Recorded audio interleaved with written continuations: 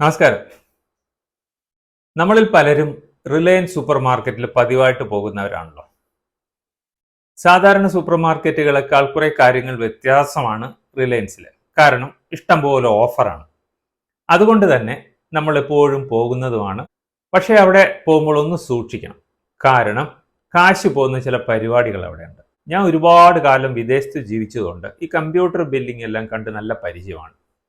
ഇതെല്ലാം പെർഫെക്റ്റ് ആണ് എന്നാണ് നമ്മുടെയൊക്കെ ധാരണ. എന്നാൽ അല്ല, ചില സ്ഥലങ്ങളിൽ അല്ല എന്ന് പറയുന്നതായിരിക്കും ഇത്രൂടെ ക്ലിയർ. നമ്മളിൽ പലരും ഈ കമ്പ്യൂട്ടർ ബില്ലിംഗ് ഉള്ള സ്ഥാപനങ്ങളിൽ ഒന്നും നോക്കുന്നില്ല. എല്ലാം ബില്ല് ചെയ്ത് ഫൈനൽ എമൗണ്ട് പറയുന്നു, ക്യാഷ് ആയിട്ട് കൊടുക്കുന്നു, അല്ലെ കാർഡായിട്ട് കൊടുക്കുന്നു, അല്ലെ ഗൂഗിൾ പേ ചെയ്യുന്നു, പരിപാടി കഴിഞ്ഞു. ബില്ല് നമ്മൾ പലരും നോക്കുന്നില്ല. എൻ്റെ ഒരു സുഹൃത്തുണ്ട്. അദ്ദേഹം എല്ലാം അരിച്ചു പിറക്കി നോക്കുന്ന ആളാണ്. നമ്മൾ ആ സുഹൃത്തിനെ ഈ കാര്യം പറഞ്ഞ് കളിയാക്കാറുമുണ്ട്. പക്ഷെ ആ സുഹൃത്ത് എന്നോട് പറഞ്ഞത്, റിലയൻസ് പോയി കഴിഞ്ഞാൽ എപ്പോഴും ബില്ലിങ്ങിൽ മിസ്റ്റേക്ക് വരാറുണ്ട്. ഓരോ പ്രാവശ്യവും അവിടുത്തെ മാനേജറുമായിട്ട് സംസാരിച്ച് പൈസ തിരിച്ചു വാങ്ങാറുണ്ടെന്ന്. എന്നോട് ഈ കാര്യം പറഞ്ഞതിന് ശേഷം ഞാനൊന്ന് ശ്രദ്ധിക്കാൻ തുടങ്ങി. ഇതെന്താ അങ്ങനെ സംഭവിക്കുന്നത്? കമ്പ്യൂട്ടർ ബില്ലിംഗ് വരുമ്പോൾ എറർ വരാൻ പാടില്ല എന്നാണല്ലോ ധാരണ. പക്ഷെ അല്ല. ഇവിടെ വരുന്ന എറർ എന്താണ്? ഇവിടെ എല്ലാ സാധനത്തിനും ഓഫർ പ്രൈസ് എഴുതി വെച്ചിട്ടുണ്ടാവും. MRP ഇത്ര, അവർ പ്രൈസ് ഇത്ര. ഈ പ്രൈസ് കണ്ടിട്ടാണ് നമ്മൾ പലതും വാങ്ങുന്നത്. ഇതിന് ശേഷം ഞാനും ബില്ല് ശ്രദ്ധിക്കാൻ തുടങ്ങി.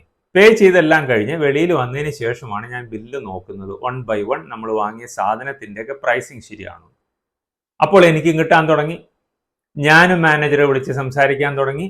പൈസ തിരിച്ചു വാങ്ങാനും തുടങ്ങി. അതിൻ്റെ ഒരു ഉദാഹരണം, ഒരു പ്രാവശ്യം ചീസ് പാക്കറ്റ് വാങ്ങിച്ചു. 125 രൂപ. അവർ പ്രൈസ് 100 rupees എഴുതി വെച്ചിട്ടുണ്ട്. ഓക്കെ, കൊള്ളാമല്ലോ എന്ന് പറഞ്ഞ് ഞാൻ വാങ്ങി. ബില്ലിംഗ് ഒക്കെ കഴിഞ്ഞ് വെളിയിൽ വന്ന് നോക്കി കഴിഞ്ഞപ്പോൾ 125 തന്നെയാണ് അതിൽ വന്നിരിക്കുന്നത്. ഒരിക്കൽ ഐസ്ക്രീം 1 ലിറ്ററിന്റെ 240 രൂപ. അവിടെ എഴുതി വെച്ചിരിക്കുന്നു 25% ഡിസ്കൗണ്ട്. 25% കണക്ക് കൂട്ടി നോക്കിയപ്പോൾ 180 രൂപ. കൊള്ളാലോ, വാങ്ങി. ബില്ല് ചെയ്ത് വന്നു കഴിഞ്ഞപ്പോൾ 25 രൂപ ഡിസ്കൗണ്ട്. മാനേജറെ വിളിച്ചു. അവിടെ എഴുതി വെച്ചിരിക്കുന്ന 25% എന്നാണ്. എനിക്ക് 25% കിട്ടണം. ഈ ബില്ല് ചെയ്തു വന്നപ്പോൾ 25 രൂപയെ കുറഞ്ഞിട്ടുള്ളൂ.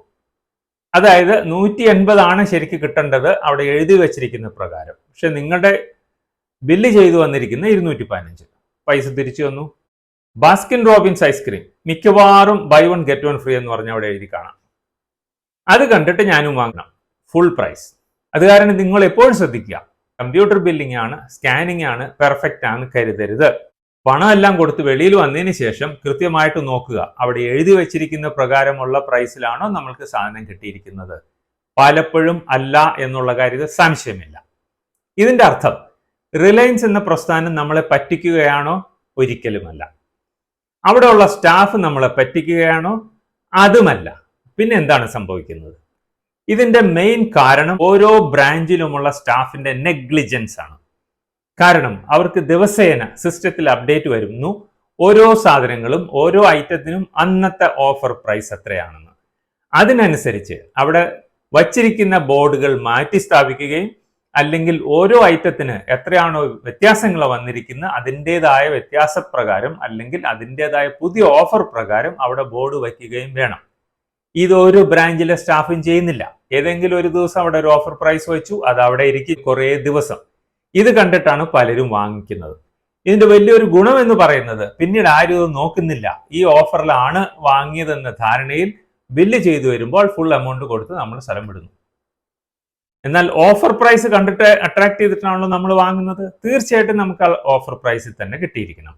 സമയാസമയങ്ങളിൽ ആ ഓഫർ പ്രൈസിന്റെ എഴുതി വെച്ചിരിക്കുന്ന മാറ്റുക എന്നുള്ളത് അവരുടെ ജോലിയാണ്. പൂർണ്ണമായിട്ട് നമുക്ക് കുറ്റം പറയാൻ പറ്റില്ല. പക്ഷെ നമ്മുടെ കയ്യിൽ നിന്ന് പണം പോകുന്നു എന്നുള്ളത് ഉറപ്പായിട്ടുള്ള കാര്യമാണ്. നിങ്ങൾ വേണമെങ്കിൽ അടുത്ത പ്രാവശ്യം പോകുമ്പോൾ പരീക്ഷിച്ചു നോക്കൂ. അവിടെ എഴുതി വെച്ചിരിക്കുന്ന പ്രകാരം കൃത്യമായിട്ടാണോ നിങ്ങൾക്ക് ബില്ലിംഗ് ചെയ്തു വന്നിരിക്കുന്നത് എന്ന് നോക്കൂ. തീർച്ചയായിട്ടും നിങ്ങൾക്ക് ഒരു മിസ്റ്റേക്ക് ഇതിൽ നിന്ന് കിട്ടുന്നതായിരിക്കും. അങ്ങോട്ടും ഇങ്ങോട്ടും ആവാം. ചില സമയത്ത് കുറഞ്ഞായിരിക്കും കിട്ടുന്നത്, ചില സമയത്ത് കൂടുതലായിരിക്കും കിട്ടുന്നത്. മിക്കവാറും കൂടി കിട്ടാനാണ് സാധ്യത. ഇതെല്ലാം പറയുമ്പോൾ ഇതിന്റെ മറുവശവും കൂടി നമ്മൾ പറയണമല്ലോ. സാധാരണ പല സൂപ്പർ മാർക്കറ്റുകളിലും അല്ലെങ്കിൽ പല സ്ഥാപനങ്ങളിലും ബൈ 1 get 1 ഫ്രീ എന്ന് പറയുന്ന ഒരു കൺസെപ്റ്റ് ഉണ്ട്. ആ ഒരു മാർക്കറ്റിങ്ങിന്റെ കൺസെപ്റ്റ് എന്ന് പറയുന്നത് 2 ഒരാൾ വാങ്ങണം, വേണ്ടെങ്കിലും 2 വാങ്ങണം എന്നുള്ളതാണ്. ഒന്നെടുക്കുമ്പോൾ ഒന്ന് ഫ്രീ.